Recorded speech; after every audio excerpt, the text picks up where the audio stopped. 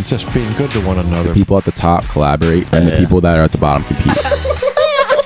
Find yourself, be happy, and good things will happen. Justice for Taco Bell. It was everywhere. Which I've come close to freezing to death a couple times. That one's super pleasant. What? Are you serious? It can't hurt walking around in life thinking that you're the man. Yeah, you guys are doing a good thing here. This is very good. I genuinely love this conversation. I love the Motive Podcast. Westchester East High School Game Day.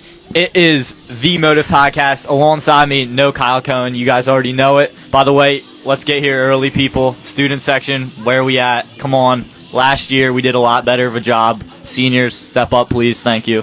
No, but guys, welcome back. It is a lovely October night here at Harold Zimmerman Stadium. Alongside me, Sean Einfeld. Sean, thank you for being here, sir. Yeah, how are we doing tonight? We're doing good. I think the vibes are great tonight. It's been a great week at school. I think the guys are coming off of that 35-0 win last week. I think we're feeling good. But to get into it, to kick off the fourth home game of the season, at home, we have none other than the Pottsgrove Falcons at our East Vikings, a non-league, non-Chessmont opponent. This Pottsgrove team, they finished their season last year at 5-6 on paper.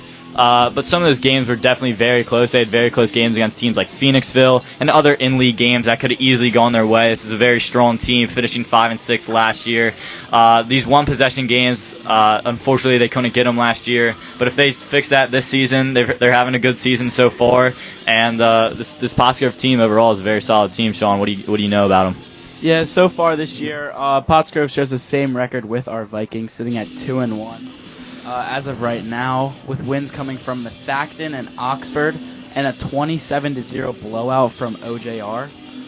Seeing another Chessmont team get handled by this Pottsgrove team doesn't scare the Vikes coming in tonight. Can you tell us about that Oxford team, Leo? Yeah, so coming off that 27-0 blowout team from OJR, OJR is a super strong team, but I don't think Oxford scares the Vikings. Oxford has not been a strong team for quite some time now within the Chessmont to start the 24-25 season. We aren't going to see much change with that tonight. As the band goes on the field, we welcome the Westchester East Marching Band. If you guys want to go hear us, we're going to turn the speaker down while the band plays. Go check us out on Instagram at _Motive Podcast to hear us. But yeah, like we're talking about, a blowout win against Oxford should not scare this Vikings team whatsoever. For our Vikings in Week 1 at home while we were here, we came out with a powerful 20-0 shutout against Academy Park, with that being our first home opening win since 2019. Coach's interview sponsored by CMG Landscaping. Strong 20-0 win, shutout win to start the season off. What are you guys looking to improve on with the Upper Moreland game next week out of league? And what do you think went well tonight overall? I think anytime you can start the season off with a win, it's such a good tone setter. Whether you win or lose, there's always going to be things to work on. Really happy for our guys. It's our first opening win since 2020. We started well, we finished well, but there was that lull in the middle, so we got to find ways to stay connected and stay disciplined throughout the entire 48 minutes. Great opener. And Week 2, the Vikes faced Upper Moreland, which I traveled to. Sean, I don't think you were there, were you? I was not at Upper Moreland. No. Okay, yeah, Upper Moreland. It was a strong team. It was a strong game. Beautiful stadium up there. But I think those guys definitely wanted that game. It was a 21-14 loss for the Vikings. We saw receivers dropping crucial passes. Our pass game struggled just overall on the second and third down. And block kicks. Ashton McLaughlin had one blocked kick. There's really nothing you can do about that. Definitely was not his fault. Either way, resulted in a 21-14 loss for the Vikings. But Sean, what are the positive takeaways you saw from that game, though, even though we did come out with that loss? Yeah, the Upper Moreland, obviously was sad to see the Vikings lose against Upper Moreland, but positive. Fenton Culp, 200 yards. That's insane. That's great. Great for Fenton. Also, we got Ashton, just kickoffs. I don't think I've seen Ashton have a kickoff that hasn't hit the end zone. It's ridiculous. I think he's one of the top kids, like, in the state almost for touchbacks, just overall with that super powerful leg. Yeah, and I think just that loss really just boosted the Vikings going into Week 3. Like, even though it was a loss, it really just showed them, all right, this is what we are. We need to be better than this. And just going into Upper Marion. You want to tell us about Upper Marion, Leo? Yeah, 100% Upper Marion last week at Upper Marion. One of the best Westchester East football games I've ever been to. I can say that without a doubt. I was in the student section. I wasn't running any mic'd ups, anything like that. But in the student section, it was an absolute blast. The vibes were there. These guys showed out great last week. We were all there. But yeah, it was an awesome time at Upper Marion. Also the Vikings, by the way. But it was super strong. We saw Fenton Culp picking up 159 yards with 3 touchdowns yet again, week after week. Fenton is currently the leading rusher in the Chestnut. We saw Nate DeRosa as well take long shots down the field at quarterback. 22 pass attempts for DeRosa. Looking at targets like Chase Salos having 9 receptions for 117 yards, and Michael McElhenney with 3 receptions for 30 yards. Salos, McElhenney, DeRosa, those targets for DeRosa have been super helpful the last 2 weeks and are going to continue to be helpful tonight against this Pottsgrove team. No, yeah, Leo, I just want to go back. Did you say Fenton is the leading rusher in yards for the Chestnut? Fenton Culp our own Viking is the leading rusher for the Chestnut. Very impressive. Vikings. Very impressive. Very impressive. But yeah, I mean, just like also our other underclassmen that have stepped up. I mean, in previous years they've been playing. They're only getting older. Right now we got developed seniors and juniors with a ton of experience. One of those guys, Kyle Keefe, sadly is out tonight. Yesterday in practice, he did sprain his ankle while catching a ball, resulting in him to be out for tonight's game. We are not planning to be missing him for very long. We know Kyle's strong; he'll be back sooner than ever. But yeah, we just need guys that are going to be playing Kyle's position tonight, like Landon Goodwin and Carl Komorowski, really need to step it up. Yeah, 100%. Kyle Keefe is a huge loss, a friend of the podcast. Go listen to that podcast exclusively on the Motive Podcast, Spotify, and YouTube. But yeah, Kyle Keefe is a huge loss to this team offensively and especially defensively. Landon Goodwin stepping up, filling his shoes tonight. Landon's had hit or miss games. He can be extremely good when he puts in that effort. We've seen a couple rough drop passes from Landon, which I've talked to him. I know he wants those back, and I think he's going to work for that tonight against this Pottsgrove team. And then Carl Komorowski, I believe sophomore, very young he's really stepping up tonight. I think this is going to be a good moment for him to learn and just evolve as a player, really. 100%. I think having Carl in that position is definitely going to give him some experience and boost his confidence no matter what happens tonight. But yeah, to circle back on the Pottsgrove team, they excel with keeping the ball on the ground with their explosive running back, Miki Dargan. Last week, this Pottsgrove team picked up 190 rushing yards against Oxford in their dominant win. Like we mentioned earlier, Oxford is not a strong team. I don't think a win against Oxford should scare these Vikings overall whatsoever. But yeah, Miki Dargan picking up 190 yards. That is very impressive. But up front, the Falcons team also excels with a strong blitz defense. Defensively, the Vikings need to prevent triple option play called veer. I was talking with the guys that watched this huddle of the Falcons team, and they said this triple option play has been explosive in their run game. Up front, the Vikings team needs to stay strong to pick up this blitz by the Falcons team as well, with guys like Tyler Dool and Landon Messina coming in strong on the O-line. Those are both huge guys. Tyler Dool is absolutely a key player to this team, and mentioning Tyler Dool, what do you got on him, Sean? Oh yeah, Tyler Dool. He's been a powerhouse for us all season. He's obviously one of the biggest and most important guys on this team.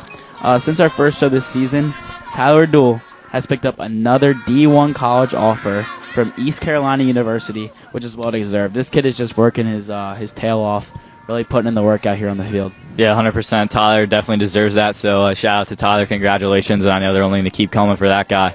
I know them personally, too, as well, with guys like these main kids on the team, like we've been mentioning all night, Tyler Dool, Fenton Culp, Kyle Cohen even out there, our own Motive Podcast, Kyle Cohen. He's finally back after injury from freshman year. He's getting some play time. But yeah, these guys have all known each other. They've grown together, throwing Logan Cummins with them. They all have older siblings that know each other. These guys are all huge to this team, and it's cool to see that they've been together so long. The chemistry between these guys, I've watched them grow since, second, third, fourth grade. These guys have been together. They've grown a super strong chemistry, and coming here tonight on the Westchester East Vikings high school field, it's huge for these guys, 100% without a doubt. I know you got some insight on the coaching for us, Sean, over there. Who we got on the field coaching for both these guys? No, yeah, for East, again, Scott Steven, returning for his 8th year as head coach, really led this team through ups and downs, and I think this season's really going to be a good one for him. Yeah, I think this is definitely a deciding season for Coach Stevens. He's hungry for it. He wants it, just like every other year. And, having him here tonight, it's nothing new. And then over on the Pottsgrove side, we got Coach Bill Hawthorne returning for his 6th year as head coach. Yeah, 100%. I don't know much about Bill. I did some research. I know he replaced a legendary coach over there at Pottsgrove. He was there for 29 years, and Bill came in and stepped up. So far, he's been pretty successful over there at Pottsgrove. Nothing too impressive. Can't complain whatsoever. But yeah, 100%. And then around the district, for our fellow interdistrict rivals, the Henderson Warriors, Ruston Golden Knights. Sean, what do you got for Hendy? No, yeah, Henderson's kicking off their week 4 at home against Upper Marion, the team we absolutely destroyed last week. Henderson's sitting at 1-2 with rough losses coming from Phoenixville and Upper Darby, with a win from Hatboro Horsham. Who we got on this one, Leo? After last week's win at Upper Marion, I think the student section showed out great last week at Upper Marion. It was a great show out. We had a great time there. So I think, honestly, I'm going to take Henderson. We absolutely whooped Upper Marion last week, and I think Henderson will take care of them tonight at home. Without a doubt. But then for the Golden Knights, Ruston's looking very strong yet again. Senior QB David McLean looking on point. And a friend of the Motive Podcast running it back with Chase Hatton, returning from injury and chasing program history this season in terms of rushing yards. Chase is also committed to play D1 at Marist next year, which is huge. Congrats to Chase. Ruston will start week 4 against Norristown tonight. I got Ruston all day long. This game, they're 3-0 this season, 3 wins being all dominant. Ruston's looking to have a strong team yet again year after year, and I think it'll be nothing new for this Ruston team. Very competitive team, and having those guys like Chase Hatton, David McLean, Pat Maychek, they're all gonna boost that Ruston team without a doubt. And then for our Vikings team, next week we travel to Coatesville. That's going to be a tough matchup for the Vikings, but nothing we can't do. And then after that, we got D East, my bad. D East, they're not looking as strong as past years, as well as Coatesville. I think those games can go either way, without a doubt. They're going to be hard. The guys are going to have to come out playing strong. But Coatesville and D East are definitely 2 kingpins on the schedule this year that we'll have to see being away. But yeah, Sean, tonight, Pottsgrove Falcons, East Vikings, what do we got for score prediction? Yeah, I'm going to go with 24-7 Vikings. I'm really expecting an Ashton field goal here tonight. Field goal? We're looking for it. Yeah, Ashton, we'll see. When he can kick it, he definitely has got the leg for it, so we'll be curious to see. And like we mentioned, Ashton is one of the leading kickers in terms of touchbacks in the state of Pennsylvania with that strong leg. So yeah, we'll be looking forward to it. Score prediction for me, Sean? I'll go 21-14. I'll make it a little less. I think it's going to be a close one, without a doubt. But yeah, go Vikes, baby. Beats Pottsgrove. Thank you, everyone at Westchester East. Thank you to Dr. Graham. Thank you to Coach Steven, Mr. Zarin. Motive Podcast, out. Go Vikes. We're feeling amazing. Look at that right there. No, that's where it's at. All coaches and player interviews are sponsored by CMG Landscaping and Lawn Pro Fertilizing. Thank you, guys. How are we feeling? We're gonna come back. We got it. Why is the reason for the bucket hat, and is there any inspiration behind that? Aiden, who you just interviewed, had it on, and I stole it from him. And now I'm rocking it. What are your thoughts on America? Football. I love football. People, you love the people? I love people. Packed house. I don't think there's a spot where you can even Breathe. breathe. It's very hot up there. How does it feel being the Motive Podcast cameraman? You got promoted. Feels great. Maybe I'll be a co-host someday. How were you when you were a senior? What were your grades like? I was valedictorian. Love the energy from the Viking crowd. Look at that right there.